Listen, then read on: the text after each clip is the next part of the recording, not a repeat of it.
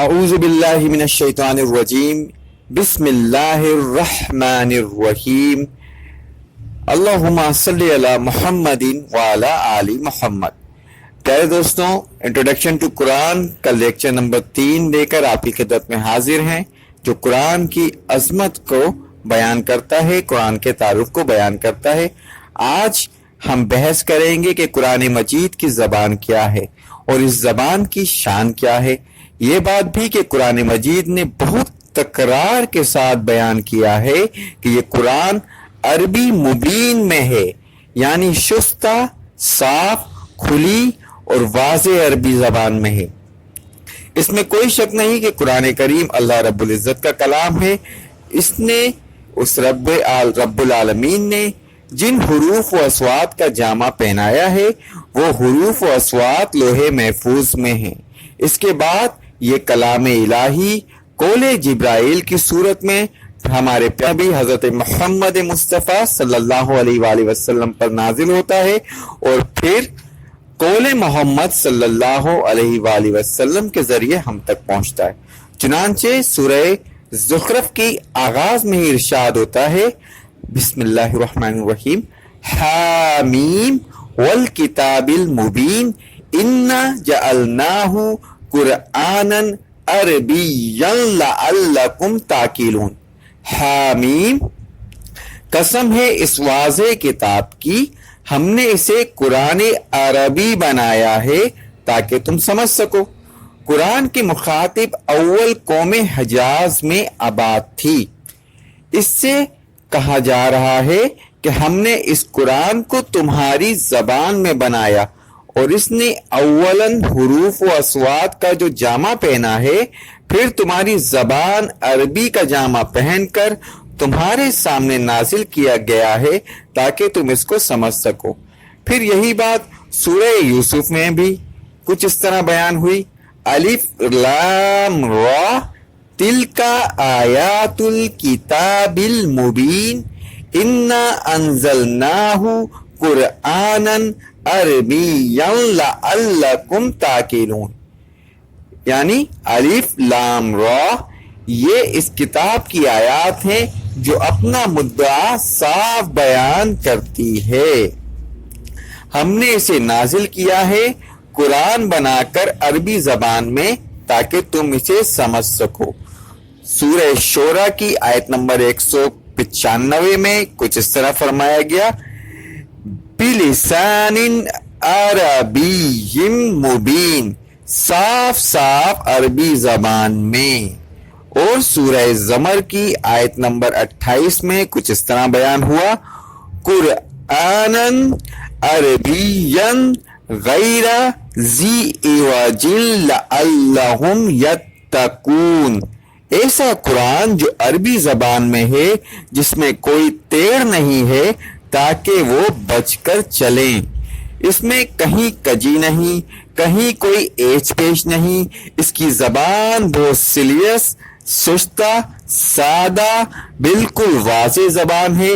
اس میں کہیں پہلیاں بجھوانے کا انداز نہیں ہے۔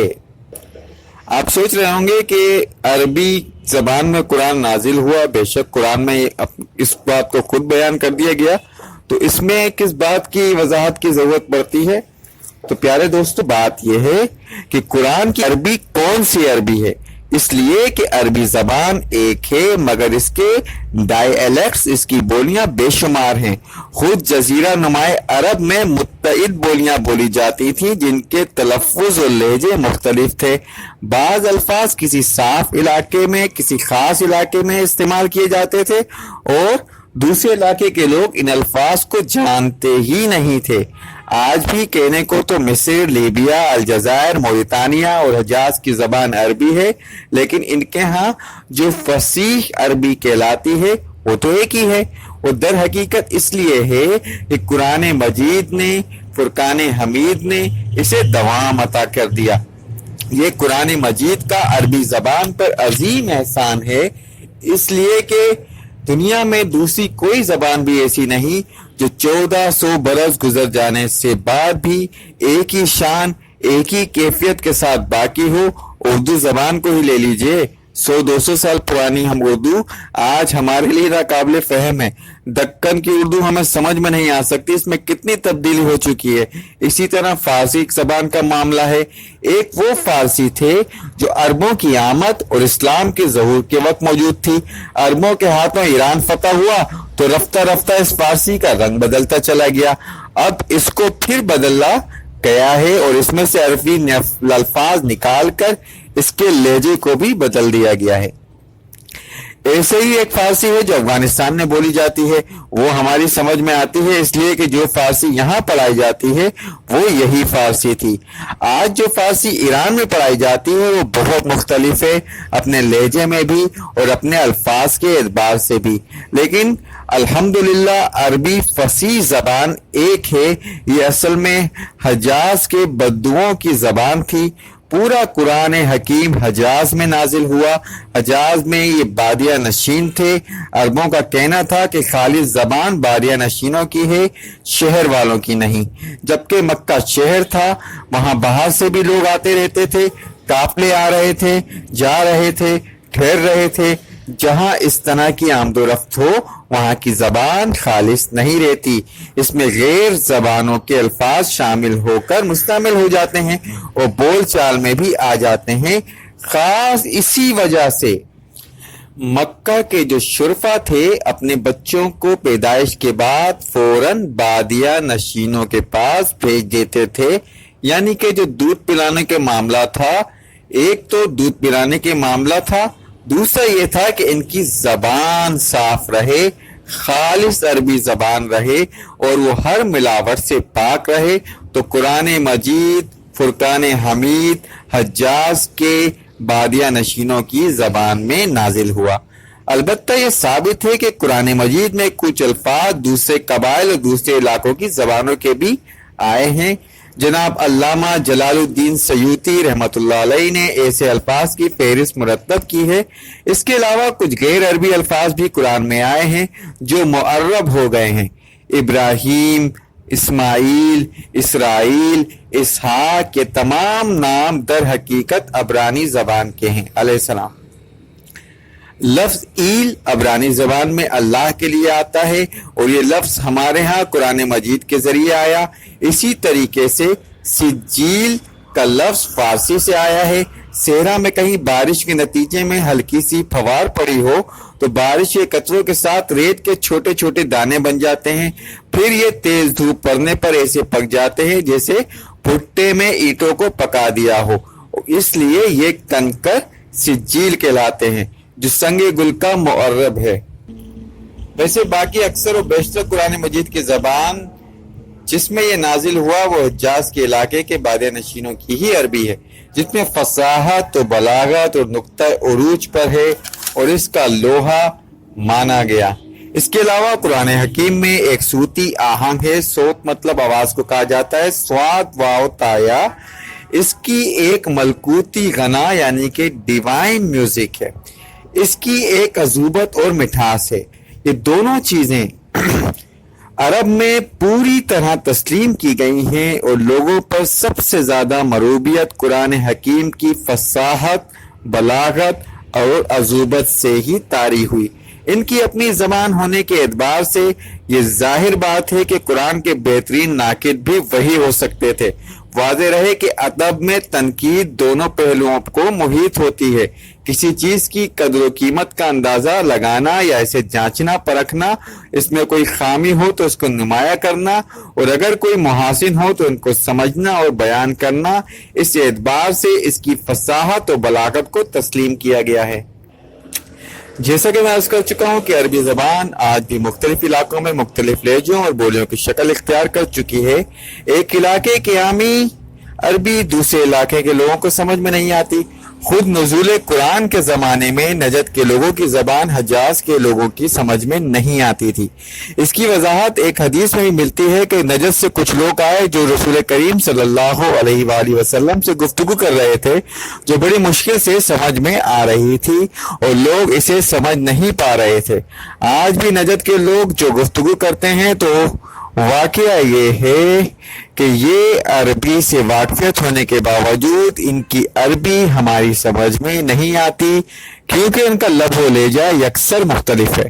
قرآن حکیم کی زبان حجاز کے بادیہ نشینوں کی ہے، لہٰذا اگر تحقیق و تدبر کے قرآن کا حق ادا کرنا ہو تو جاہلیت کے زمانے کی، جاہلیت سے مراد یہ ہے کہ قرآن حکیم کے نزول اور رسول کریم صلی اللہ علیہ وآلہ وسلم کے اعلان نبوت سے پہلے کی شاعری عربیوں کی پڑھنا ضروری ہے۔ لغت نے ایک لفظ کی تحقیق کر کے بڑی گہرائیوں میں اتر کر جاہلی شاعری کے حوالے سے جتنے بھی استشہاد ہو سکتے تھے ان کو کھنگال کر قرآن میں مستعمل الفاظ کے مادوں کے مفہوم معین کر دیے گئے ہیں۔ اچھا، ایک عام قاری جو قرآن سے تذکر کرنا چاہتا ہے، یعنی ہدایت حاصل کرنا چاہتا ہے، صرف ہدایت، تو اس کو اس بکھیڑے میں پڑھنے کی کوئی ضرورت نہیں ہے۔ البتہ تدبر قرآن یعنی کہ غور و فکر تحقیق کے جب بات کی جاتی ہے تو جب تک کسی ایک لفظ کی اصل پوری طرح معلوم نہ کی جائے، یعنی اس کے بال کی کھال نہ اتار لی جائے، تو تحقیق کا حق ادا نہیں ہوتا۔ اس اعتبار سے جو شاعری تھی رسول کریم صلی اللہ علیہ وآلہ وسلم کی اعلان نبوت سے پہلے کی، اس کو سمجھنا تدبر قرآن کے لیے یقیناً ضروری ہے۔ اچھا، قرآن کے اسماء و صفات، قرآن حکیم کے اسماء صفات علامہ جلال الدین سیوطی رحمۃ اللہ علیہ اپنی شرح آفاق کتاب الاتقان فی علوم القرآن میں قرآن حکیم کے اسماء و صفات قرآن حکیم ہی سے لے کر 55 ناموں کی فہرست مرتب کی ہے۔ میں نے جب اس پر غور کیا تو اندازہ لگایا کہ وہ بھی کامل نہیں ہیں، جیسے کہ لفظ برہان ان فہرست میں شامل نہیں ہے۔ در حقیقت قرآن مجید کے صفات اس کے اور اس کی تاثیر کے لیے مختلف الفاظ کو جمع کیا جائے تو صرف 55 ہی نہیں، اس سے بھی زیادہ بن جائیں گے، لیکن میں نے ان کو 2 حصوں میں تقسیم کیا ہے۔ ایک تو وہ الفاظ ہیں جو مفرد کی حیثیت سے اور معرفہ کی شکل میں قرآن حکیم کے لیے وارد ہوئے ہیں، جبکہ کچھ صفات ہیں جو موصوف کے ساتھ آ رہی ہیں، جیسے قرآن مجید۔ قرآن مجید میں مجید قرآن کا نام نہیں ہے، در حقیقت یہ اس کی صفت ہے۔ اسی طرح اس کو القرآن المجید میں اگرچہ الف لام کے ساتھ المجید آتا ہے، لیکن چونکہ موصوف کے ساتھ آیا ہے لہذا یہ بھی صفت ہے۔ ٹھیک ہے جی۔ عربی گرامر سے اگر کوئی معمولی بھی واقفیت رکھتا ہے تو یہ اچھی طریقے سے جانتا ہے کہ قرآن مجید کے لیے جو الفاظ بطور اسم آئے ہیں ان میں اکثر و بیشتر وہ ہیں جن کے ساتھ لام تعریف لگا ہوا ہے۔ قرآن حکیم کے لیے، قرآن کے لیے اہم ترین نام جو اس کا امتیازی اور اختصاصی یعنی کہ ایکسکلوزیو نام ہے وہ ہے القرآن۔ میں بعد میں اس کی وضاحت کروں گا۔ اس کے بعد کثرت سے استعمال ہونے والا نام ہے الکتاب۔ قرآن کی اصل حقیقت پر روشنی ڈالنے والا اہم ترین نام ہے الذکر۔ قرآن مجید کی افادیت کے لیے سب سے جامع نام ہے الہدیٰ۔ قرآن مجید کی نوعیت اور حیثیت کے اعتبار سے اہم ترین نام ہے النور۔ قرآن مجید کی انتہائی اہم شان جو ایک لفظ کے طور پہ آئی ہے الفرقان۔ الفرقان کے معنی ہے حق و باطل میں فرق کر دینے والی شے، یعنی دودھ کا دودھ اور پانی کا پانی جدا کر دینے والی شے۔ قرآن کا ایک نام الوحی بھی ہے جو کہ سورہ انبیاء کی آیت نمبر 45 میں موجود ہے، قُلْ إِنَّمَا أُنذِرُكُم بِالْوَحْيِ۔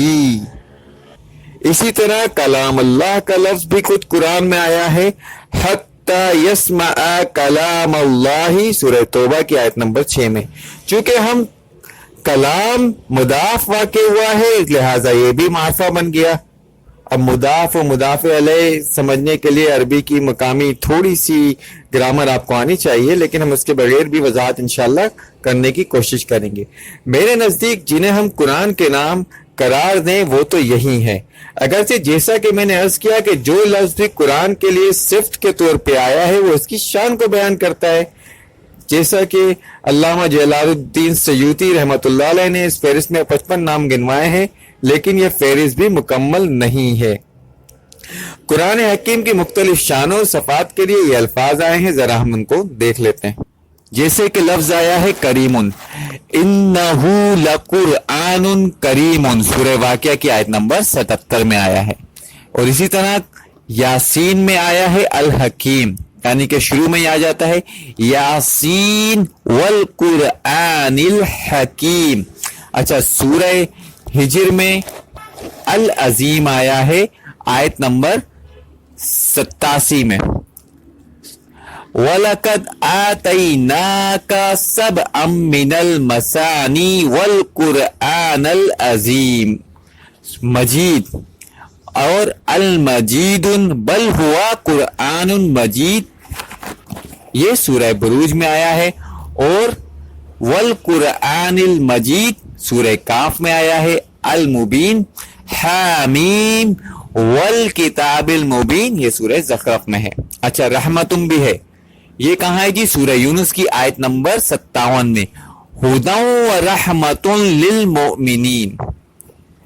اسی طرح سورہ زخرف کی آیت نمبر 4 میں علی بھی آیا ہے، وَإِنَّهُ فِي أُمِّ الْكِتَابِ لَدَيْنَا لَعَلِيٌّ حَكِيمٌ۔ اسی طرح بصائر جو سورہ انعام کی آیت نمبر 104 میں آیا ہے، قَدْ جَاءَكُمْ بَصَائِرُ مِن رَبِّكُمْ۔ اسی طرح سورہ حامیم سجدہ کی آیت نمبر 4 میں بشیرًا و نذیرا۔ اگر یہ الفاظ انبیاء کے لیے آتے ہیں، لیکن یہاں خود قرآن کے لیے بھی آئے ہیں۔ قرآن حکیم اپنی ذات میں فی نفسہ بشیر بھی ہے اور نذیر بھی ہے۔ بشیر کے معنی آپ جانتے ہیں بشارت دینے والا، خوشخبری دینے والا۔ نذیر کے معنی آپ جانتے ہیں یعنی کہ ڈرانے والا۔ اسی طرح بشرا آیا ہے سورہ نحل کی آیت نمبر 89 اور 102 میں، وَبُشْرَا لِلْمُسْلِمِينَ عزیز، یہ آیا ہے جی سورہ حامیم سجدہ کی آیت نمبر 13 میں، وَإِنَّهُ لَكِتَابٌ عَزِيزٌ بَلَاغٌ، سورہ ابراہیم کی آیت نمبر 52 میں آیا ہے هَذَا بَلَاغٌ لِلنَّاسِ۔ اچھا جی، بیان، هَذَا بَيَانٌ لِلنَّاسِ آل عمران میں ایک آیت نمبر 138 میں آیا ہے۔ اسی طرح موعظۃ، اسی طرح شفاء، قَدْ جَاءَتْكُم مَوْعِظَةٌ مِّن رَّبِّكُمْ وَشِفَاءٌ لِّمَا فِي الصُّدُورِ جو سورہ یونس کی آیت نمبر 57 میں آیا ہے۔ اسی طرح احسن القصص، یعنی کہ یہ آیا ہے سورہ یوسف میں، نحن نقص علیک احسن القصص۔ اسی طرح جی احسن الحدیث آیا ہے جو آیا ہے آپ کا سورہ زمر کے اندر، اللہ نزل احسن الحدیث کتابا متشابہا مثانی۔ اسی طرح مبارکن آیا ہے جو سورہ سعد کی آیت نمبر 29 میں آیا ہے، کتاب انزلناہ الیک مبارک۔ اسی طرح مصدقن آیا ہے، مہین آیا ہے سورہ مائدہ کی آیت نمبر 48 میں، مصدقا لما بین یدیہ من الکتاب ومہیمنا علیہ۔ اسی طرح قیما لینذر باسا شدیدا من لدنہ، کہف کی آیت نمبر 2 میں آیا ہے۔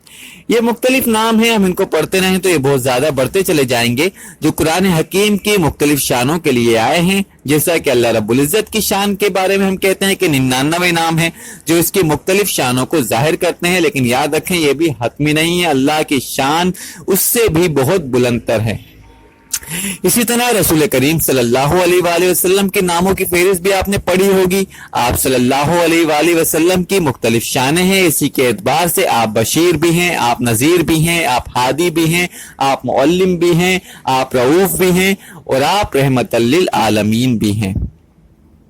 اچھا جی، ہم نے ابھی ذکر کیا تھا کہ قرآن مجید فرقان حمید کے ناموں میں سب سے اہم نام ہے القرآن، جو ایکسکلوسیو اس کے لیے استعمال کیا گیا، یہ کسی بھی اور آسمانی کتاب کے لیے استعمال نہیں ہوا، ورنہ تورات بھی کتاب ہے، ہدایت بھی تھی، اس کے لیے بھی لفظ نور آیا اور ارشاد ہوا انا انزلنا التوراۃ فیہا ھدی و نور، سورہ مائدہ کی آیت نمبر 144 میں ہم نے تورات کو نازل کی جس میں ہدایت بھی ہے اور نور بھی ہے۔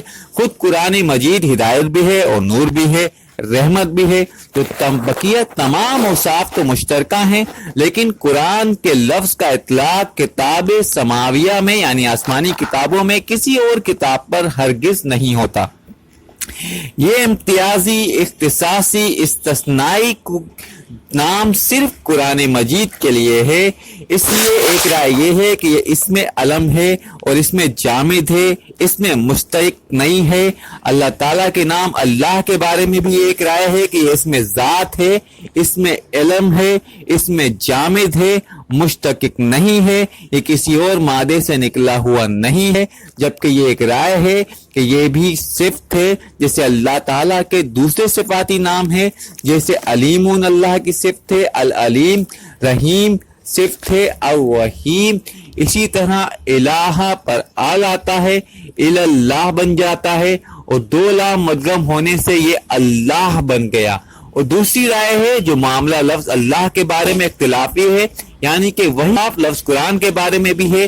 ایک رائے یہ ہے کہ اس میں جامد اور اس میں علم کا اس کے ساتھ کوئی اور مادہ نہیں، جبکہ دوسری رائے یہ ہے کہ یہ اس میں مشتق ہے، لیکن پھر اس مادے کی تعین میں بھی اختلاف ہے۔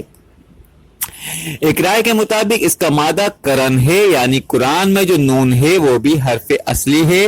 دوسری رائے کے مطابق اس کا مادہ کاف را حمزہ ہے، یہ گویا محموز ہے۔ میں یہ باتیں اہل علم کی دلچسپی کے لیے عرض کر رہا ہوں، یعنی کہ وہ لوگ جو عربی لغت سے، عربی گرامر سے واقفیت رکھتے ہیں، جن لوگوں نے اس کا مادہ کاف را اور نون مانا ہے، اس کی بھی دو رائے ہیں۔ ایک رائے یہ ہے کہ جسے عربی کہتے ہیں قرن الشیء بالشیء، یعنی کوئی شے کسی دوسری شے کے ساتھ شامل کر دی گئی تو اس سے قرآن بنا۔ اللہ تعالیٰ کی آیت، اللہ تعالیٰ کا کلام جو وقتاً فوقتاً نازل ہوا، اس کو جب جمع کر دیا گیا تو وہ قرآن بن گیا۔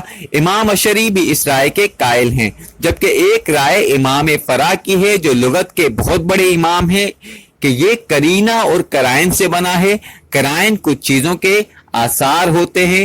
قرآن مجید کی آیات چونکہ ایک دوسرے سے متشابہ ہیں، جیسے کہ سورہ زمر میں قرآن مجید کی یہ صفت وارد ہوئی ہے کتابم متشابہم مثانی، اس اعتبار سے یہ آیات قرآن ہے، چنانچہ قرینے سے قرآن بن گیا۔ جو لوگ کہتے ہیں اس کا مادہ کاف را حمزہ ہے، وہ قرآن کو مصدر مانتے ہیں۔ قرأ یقرأ قرأن و قراءتن و قرآن، یہ اگرچہ مصدر کا معروف وزن تو نہیں ہے، لیکن اس کی مثالیں عربی میں موجود ہیں، جیسے رجع سے رجحان، غفرا سے غفران، اس کے مادے میں نون شامل نہیں، تو جسے غفران اور رجحان مصدر ہیں، ایسے ہی قرأ سے مصدر قرآن بن گیا، یعنی پڑھنا، اور مصدر بعض اوقات مفعول کا مفہوم دے رہا ہوتا ہے، تو قرآن کا مفہوم ہوگا پڑھی جانے والی شے، پڑھی گئی شے۔ قرأ میں جمع کرنے کا مفہوم ہے۔ عرب کہتے ہیں کہ قرأت الماء فی الحوض، میں نے حوض کے اندر پانی جمع کر لیا، اسی سے قریہ بنا، یعنی ایسی جگہ جہاں لوگ ہیں۔ گویا قرآن کا مطلب ہے اللہ رب العزت کا کلام جہاں جمع کر دیا گیا، تمام آیات جب جمع کر لی گئیں تو یہ قرآن بن گیا۔ جیسے قریہ وہ جگہ ہے جہاں لوگ آباد ہو جائیں، مل جل کر رہ رہے ہوں، تو جمع کرنے کا مفہوم قرأ میں بھی اور قرن میں بھی، یہ دونوں مادے ایک دوسرے سے بہت قریب ہیں۔ بہرحال یہ صرف الفاظ کی لغوی بحث ہے، ہم اس کو یہیں پر اکتفا کرتے ہیں۔ اب ہم بات کریں گے اس کے اسلوب کلام کی۔ قرآن مجید نے شد و مد کے ساتھ جس بات کی نفی کی ہے وہ یہ ہے کہ یہ شعر نہیں ہے، جیسے کہ سورہ یاسین کی آیت نمبر 69 یعنی کہ 69 میں ہے وَمَا عَلَّمْنَاهُ الشِّعْرَ وَمَا يَنبَغِي لَهُ، ہم نے اپنے رسول کو شعر نہیں سکھایا، نہ ان کی یہ شایان شان ہے۔ शोरा के बारे में सूरह शोरा में आया है वश्शोराउ यत्तबिउहुमुल गाऊन अलम तरा अन्नहुम फी कुल्ली वादी यहीमून व अन्नहुम यकूलूना मा ला यफअलून। और शायरों की पैरवी तो वही लोग करते हैं जो गुमराह हों। क्या तूने नहीं देखा कि वो हर वादी में घूमते रहते हैं, हर मैदान में सरगर्दा रहते हैं, और ये कि वो कहते हैं जो करते नहीं। ये सूरह शोरा की आयत नंबर 226, 225 और 224 हैं। अगली आयत में है इल्लल्लज़ीना आमनू व अमिलुस्सॉलिहाती के अल्फाज के साथ इस्तस्ना भी आया है। वो इस्तस्ना कौन सा है? कुरान मजीद के एतबार से शेरगोई कोई अच्छी शे नहीं है, कोई ऐसी महमूद सिफत नहीं है जो अल्लाह ताला अपने रसूल सल्लल्लाहु अलैहि वसल्लम को अता फरमाते, बल्कि रसूल करीम सल्लल्लाहु अलैहि वसल्लम का मामला ये था कि आप कभी कोई शेर पढ़ते भी थे तो बाज़ औक़ात उसमें गलती हो जाती थी, इसलिए कि नबी करीम सल्लल्लाहु अलैहि वसल्लम पर से अल्लाह रब्बुल इज़्ज़त शायरी की तोहमत हटाना चाहता था। लिहाजा आपके अंदर शायरी का वसफ ही पैदा नहीं किया गया। ये अल्लाह रब्बुल इज़्ज़त की शान है कि वो अपने महबूब को, अपने हबीब को इस तोहमत से बरी करता है, बरी फरमाता है कि कोई उनको शायर समझे, क्योंकि आप शेर को भी पढ़ते हुए थे तो उसमें गलती हो जाया करती थी। ये सीरत का एक दिलचस्प वाक़या आता है कि रसूल करीम सल्लल्लाहु अलैहि वसल्लम एक मर्तबा एक शेर पढ़ा और इसमें गलती हो गई, और इस पर हजरत अबू बकर सिद्दीक रजी अल्लाह ताला अन्हु मुस्कुराए और अर्ज की अशहदु अन्नका रसूलुल्लाही, मैं गवाही देता हूं कि यकीनन आप अल्लाह के रसूल हैं, इसलिए कि अल्लाह ने फरमाया वमा अल्लमनाहु शिअरा वमा यंबगी लह, तो वाक़अतन आपको शेर यानी शेर के वजन और इसके बहर वगैरह से मुनासबत नहीं थी। बाकी जहां तक शेर के मफहूम और आला मज़ामीन का ताल्लुक है तो खुद रसूलुल्लाह सल्लल्लाहु अलैहि वसल्लम का फरमान है इन्ना मिनल बयानी लिसहरन व इन्ना मिनश शिअरी लिहिकमतन, यानी बहुत से बयान, बहुत से खुतबे और तकरीरें जादू असर होते हैं और बहुत से अशार के अंदर हिकमत के खजाने होते हैं। बाज शोरा के अशार रसूल करीम सल्लल्लाहु अलैहि वसल्लम ने खुद भी पढ़े और इनकी तहसीन भी फरमाई, लेकिन कुरान हम सब का ये अकीदा है कि बहरहाल शेर तो नहीं है, अल्लाह रब्बुल इज़्ज़त का कलाम है। अलबत्ता एक बात कहने की जुर्रत कर रहा हूं, और कदीम जमाने की शायरी में जिसमें बहर व वजन व रदीफ व काफिया की पाबंदियां सख्ती के साथ होती थी, इसके एतबार से यानी कुरान मजीद शेर नहीं है। यानी एक शायरी जिसका रिवाज असर हाजिर में हुआ, इसके लिए गालिबन कुरान ही के असलूब को चुराया गया, जिसे आप आज़ाद नज़म या ब्लैंक वर्स कहते हैं।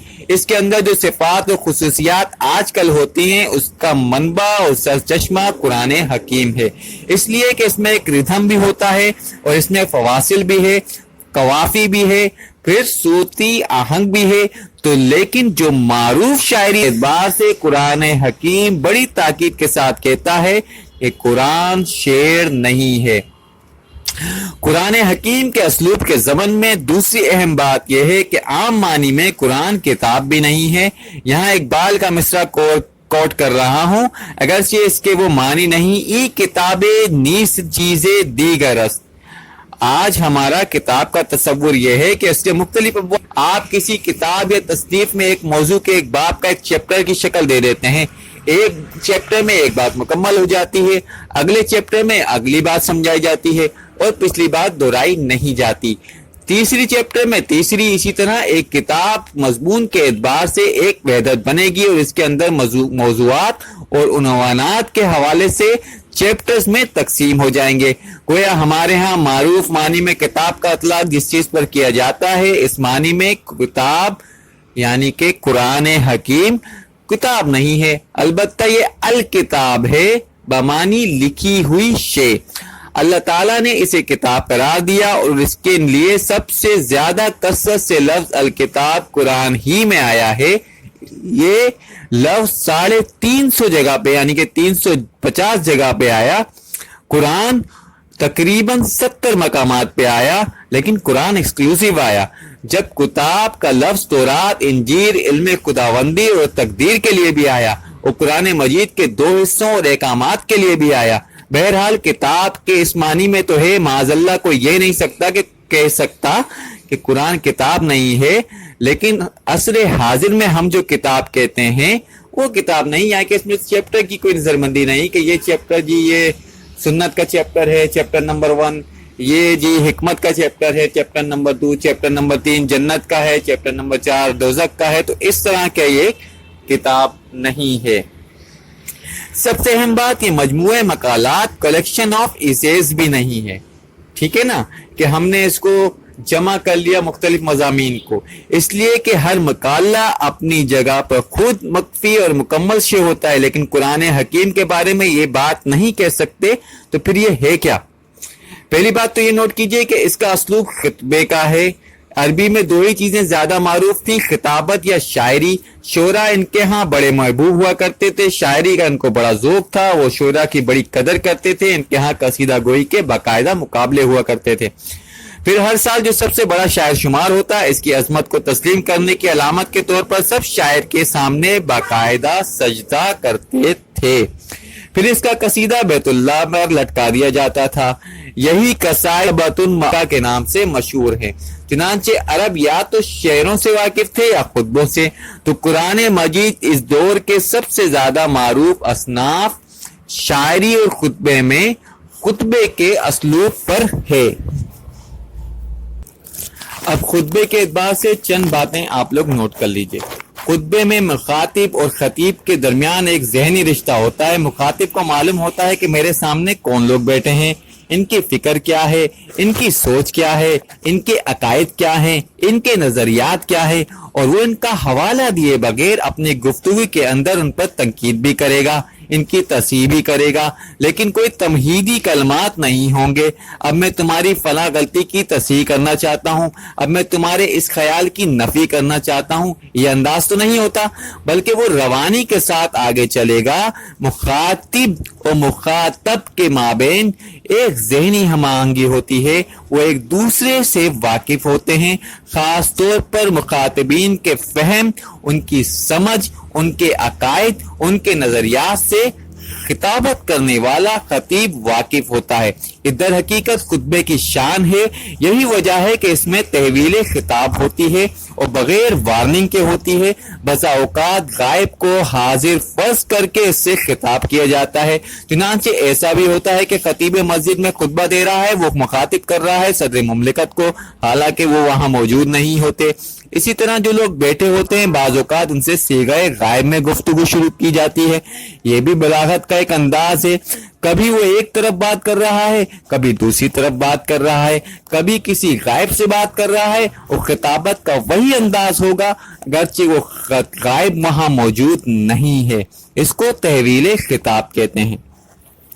قرآن مجید پر غور کرنے کے ضمن میں اس کی بہت اہمیت ہوتی ہے۔ اگر خطاب کا رخ معین کرنا کہ یہ بات کس سے کہی جا رہی ہے، مخاطب کون ہے، تو اس بات کا اصل مفہوم اجاگر ہو کر سامنے آتا ہے۔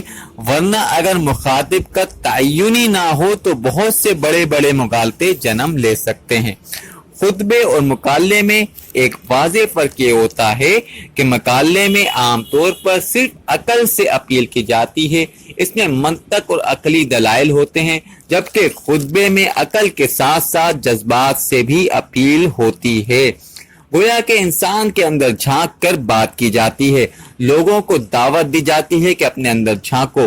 اور فی انفسکم افلا تبصرون، سورہ زاریات کی آیت نمبر 21، اور خود تمہارے اندر بھی نشانیاں ہیں تو کیا تم کو سوچتا نہیں ہے۔ رحیم کی آیت نمبر 10، افی اللہ شک فاطر السماوات والارض، ذرا غور کرو کہ اللہ کے بارے میں شک کرتے ہو جو زمین و آسمان کا بنانے والا ہے۔ یہ انداز بہرحال کسی تحریر یا مقالے میں نہیں ہوگا، یہ خطبے کا ایک انداز ہے۔ ایک اور بات جو خطبے کے اعتبار سے اس کے خصائص میں سے ہے وہ یہ ہے کہ ایک مؤثر خطبے کے شروع میں بہت جامع گفتگو ہوتی ہے۔ کامیاب خطبہ وہی ہوگا جس کے آغاز ایسا ہو کہ مقرر اور خطیب اپنے مخاطبین اور سامعین کی توجہ اپنی طرف مبذول کرا لے، اور پھر اگرچہ خطبے کے دوران مضمون دائیں بائیں پھیلے گا، ادھر ادھر جائے گا، لیکن آخر میں وہ پھر کسی مضمون کے اوپر مرتکز ہو جائے گا۔ یہ اگر نہیں ہے تو گویا وقت ضائع ہو گیا۔ ہمارے ہاں بڑے بڑے خطیب پیدا ہوئے، خاص طور پر مجلس احرار نے تو بڑے عوامی خطیب پیدا کیے، جن میں سے عطا اللہ شاہ بخاری رحمۃ اللہ علیہ بہت بڑے خطیب تھے۔ ان کی تقریر کا یہ عالم ہوا کرتا تھا کہ گفتگو 4 گھنٹے 5 گھنٹے چل رہی ہوتی تھی۔ اس میں کبھی مشرق کی، کبھی مغرب کی، کبھی شمال کی اور کبھی جنوب کی بات کی جاتی تھی۔ کبھی ہنسانے کا اور کبھی رلانے کا انداز ہوتا، کہیں لطیفہ گوئی بھی ہو جاتی، لیکن اول و آخر بات بالکل واضح ہوتی تھی۔ خوب گھما پھرا کر بھی مخاطب کسی ایک بات پر لے آنا تو کوئی ایک پیغام لے کر اٹھے، کوئی ایک جذبہ اس کے اندر جاگ چکا ہو، ایک پیغام اس تک پہنچ چکا ہو، یہ خطبے کے اصل اوصاف ہیں۔ ہم جانتے ہیں کہ غزل ہو، قصیدہ ہو، شاعری ہو، مطلع و مقطع دونوں کی بڑی اہمیت ہے۔ مطلع جاندار ہے تو پوری غزل پڑھیں گے، اگر مطلع ہی پھسپھساسا ہے تو کیا آگے پڑھنے کا دل چاہے گا؟ اور اسی طرح مقطع بھی جاندار ہونا چاہیے، اس لیے مقطع اور مطلع کے الفاظ علیحدہ سے وضع کیے گئے ہیں۔ کتاب کے اندر بھی ابتدا اور اختتام پر نہایت ہی جامع اور اہم مضمون ہوتا ہے۔ قرآن حکیم کی صورتوں کی ابتدا اور اختتام بھی نہایت جامع مضامین پر ہوتا ہے۔ چنانچہ قرآن حکیم کی صورتوں کی ابتدائی آیات اور اختتامی آیات کی فضیلت پر بہت سی احادیث ملتی ہیں۔ اس طرح سورہ بقرہ کی ابتدائی آیات اور اختتامی آیات، اسی طرح سورہ آل عمران کی شروع کے آیات، پھر اختتامی آیات نہایت جامع ہیں۔ یہ انداز اکثر و بیشتر صورتوں میں ملے گا۔ یہ ہے اصل میں بالعموم قرآن مجید کا اسلوب، جو ظاہری بات ہے کہ شاعری نہیں ہے، عام معنی میں وہ کتاب نہیں، مجموعہ مقالات نہیں۔ اس کا اسلوب اگر ہے تو وہ خطبے سے ملتا جلتا ہے، یہ گویا خطبات الہیہ ہے جن کا مجموعہ قرآن ہے۔ پیارے دوستوں، یہیں پر آج کے لیکچر کا ہم اختتام کرتے ہیں۔ ہمارے چینل کو پلیز سبسکرائب کیجئے اور اپنے دوستوں کے ساتھ شیئر کیجئے۔ السلام علیکم ورحمۃ اللہ وبرکاتہ۔ صلی اللہ تعالی علی خیر خلقہ محمد وآلہ واصحابہ اجمعین برحمتک یا ارحم الراحمین۔